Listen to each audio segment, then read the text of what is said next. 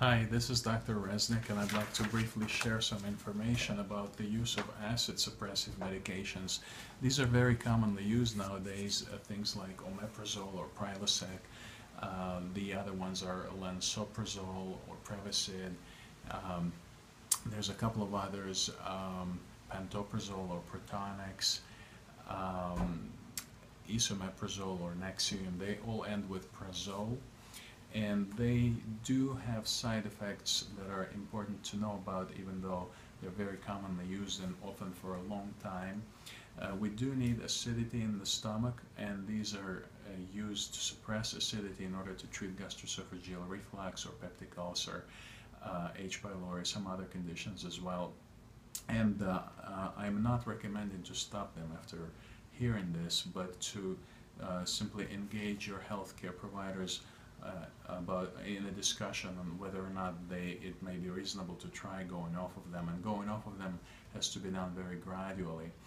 The kind of side effects that one gets from them that are well documented now, one is there's an increase in the risk of diarrheal illness called C-difficile, something that one gets sometimes in the hospital, or people who've been to the hospital who've been treated with antibiotics. Then there is a deficiency in magnesium and vitamins B12 from long-term use of this, which has negative consequences. There is also a small increase in hip fractures, which is not trivial especially for an elderly person.